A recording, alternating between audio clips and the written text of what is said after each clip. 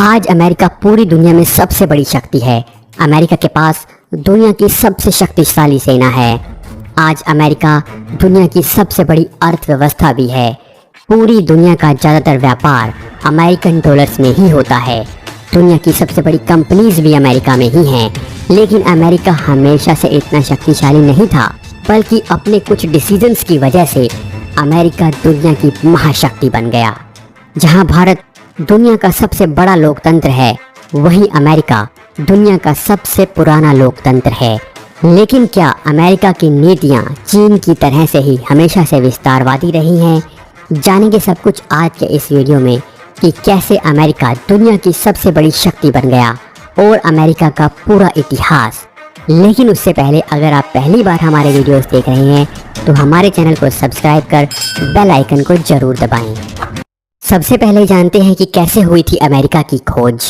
पुर्तगाल का Prince Henry, जिसे Prince Henry the navigator के नाम से भी जाना जाता है, वो पूरी दुनिया में नई नई जगहों को खोजना चाहता था।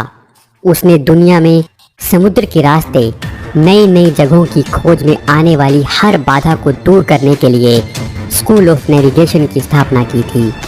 वो पूरी दुनिया के नक्शे बना रहा था और हर उस जगह पर पहुंचना चाहता था जहां तक अभी तक कोई भी नहीं पहुंच पाया था।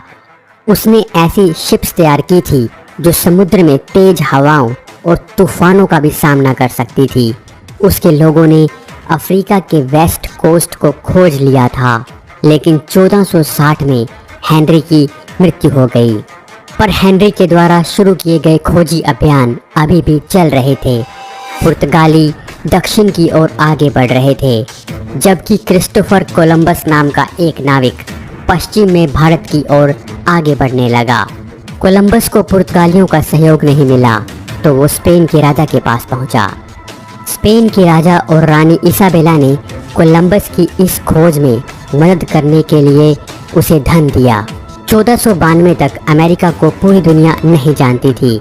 1492 में जब क्रिस्टोफर कोलंबस, जो कि समुद्र के रास्ते भारत की खोज पर निकला था, वो भारत तो नहीं पहुंच पाया, पर वो एक नई जगह पर पहुंच गया था जो कि आज का अमेरिका है। कोलंबस उस समय एक द्वीप पर पहुंचा था जहां उसको लगा कि वो भारत के किसी द्वीप पर पहुंच गया है। उन द्वीपों पर उसे लाल रंग के आदिवासी मिले। इन आदिवासियों को कोलंबस ने नाम दिया था रेड इंडियन। इन्हीं रेड इंडियंस को अमेरिका के मूल निवासी माना जाता है और यही रेड इंडियंस आगे चलकर अमेरिंडियंस कहलाए। कैसे हुआ अमेरिका पर ब्रिटेन का अधिकार? कोलंबस ने अमेरिका को खोज लिया था और उसे स्पेन के राजा ने धन दिया था, इसीलिए अमेरिका के कुछ हिस्सों पर सबसे पहले स्पेन ने अपना अधिकार कर लिया। धीरे धीरे यूरोप के बड़े देश जैसे कि फ्रांस और ब्रिटेन भी अमेरिका को हथियाने की दौड़ में कूद पड़े। इस तरह सन 1700 तक स्पेन, फ्रांस और ब्रिटेन ने अमेरिका के बहुत से हिस्सों पर अपना अधिकार कर लिया। अमेरिका की उस धरती पर अब अमेरिका के मूल निवासियों रेड इंडियंस के साथ साथ यूरोप से प्रताड़ित होने वाले लोग भी आकर बसने लगे थे, जो एक अलग तरह का समाज बनाना चाहते थे जिसमें सभी लोग एक समान हों। ब्रिटेन उस समय पूरी दुनिया में एक बड़ी ताकत के रूप में उभर रहा था। ब्रिटेन ने उस समय अमेरिका के छोर पर एक बड़े भाग पर अपनी 13 कॉलोनीज बसा ली थी। वहीं स्पेन और फ्रांस ने भी अमेरिका और आज के कनाडा के एक बड़े हिस्से पर अधिकार कर लिया था। कैसे हुई अमेरिका में क्रांति की शुरुआत? अमेरिका में क्रांति की शुरुआत उस समय हुई जब ब्रिटेन ने अपनी कॉलोनीज में बहुत सी दमनकारी कानूनों को लागू कर दिया।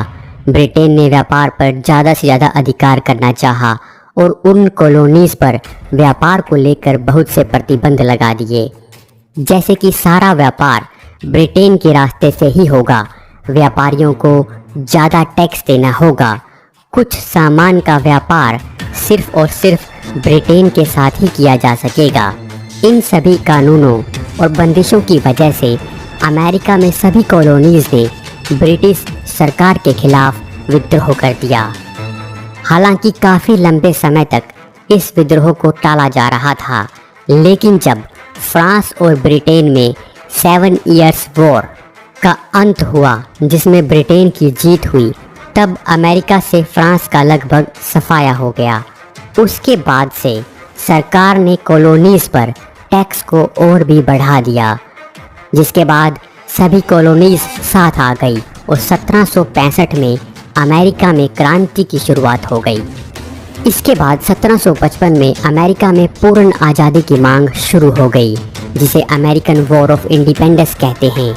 इस लड़ाई में फ्रांस ने अमेरिकन्स का साथ दिया था, जिसके बाद 1781 में जनरल कॉर्नवालिस ने यॉर्कटाउन में सरेंडर कर दिया।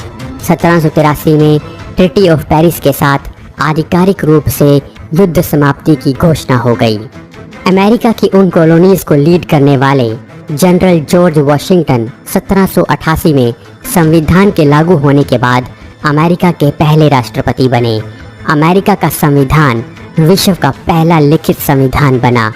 4 जुलाई 1776 को स्वतंत्रता के घोषणा पत्र में थॉमस पेन के द्वारा सुझाया नाम संयुक्त राज्य अमेरिका आधिकारिक रूप से शामिल किया गया था।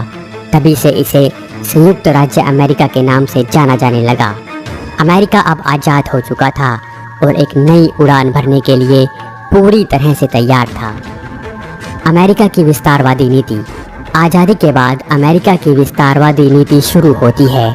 कॉलोनीज़ में बाहर से आकर बसने वाले लोग अमेरिका के मूल निवासियों की ज़मीनों को हथियाने लगते हैं।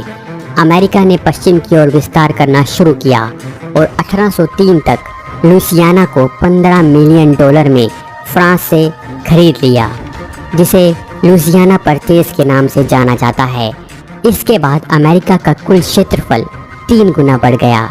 अब अमेरिका का मैक्सिको के साथ युद्ध शुरू हो गया और 1845 में उसे हराने के बाद उसका विस्तार और बढ़ गया।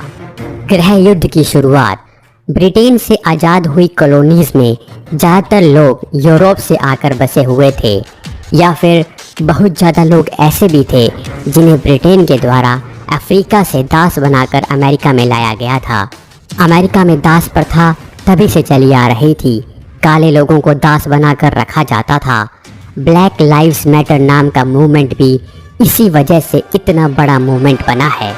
अमेरिका में तभी से रंग भेद की नीति चली आ रही है।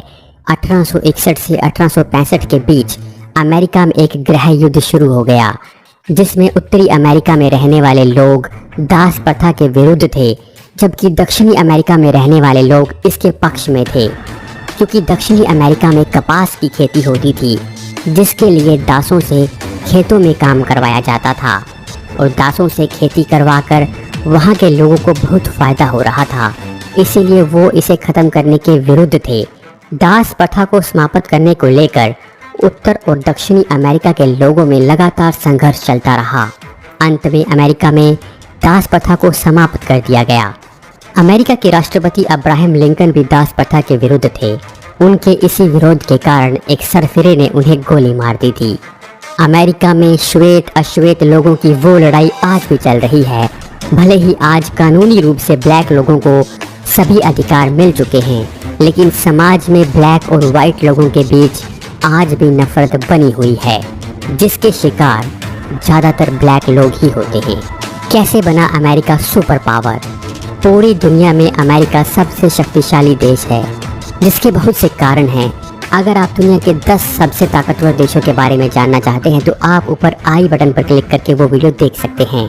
अमेरिका के शक्तिशाली होने का एक बहुत बड़ा कारण उसकी आर्थिक शक्ति और उसकी भौगोलिक परिस्थिति है।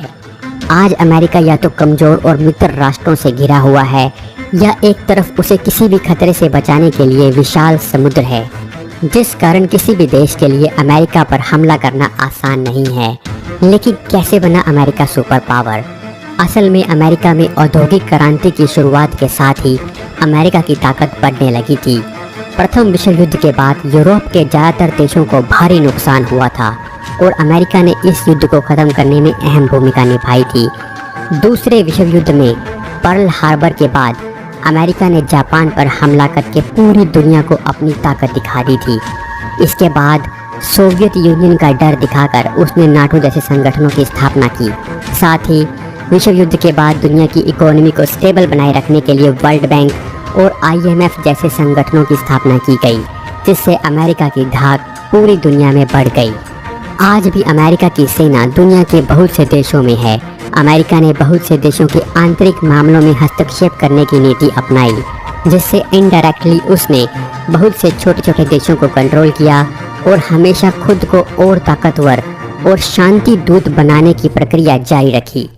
आज अमेरिका दुनिया की सबसे बड़ी शक्ति है, लेकिन आज चीन ने अमेरिका को चैलेंज करना शुरू कर दिया है, जिसकी वजह से चीन और अमेरिका में ट्रेड वॉर शुरू हो गई। ब्रिटेन के बाद अमेरिका दुनिया की सबसे बड़ी शक्ति बना। क्या अब चीन दुनिया की महाशक्ति बनकर उभर सकता है? आपकी इस बारे में क्या राय है? आप हमें कमेंट करके ज़रूर बताएं। आज भी अमेरिका सीधे तौर पर विस्तार नहीं करता, लेकिन हर देश के आंतरिक मामलों में हस्तक्षेप करने की उसकी नीति आज भी कायम है।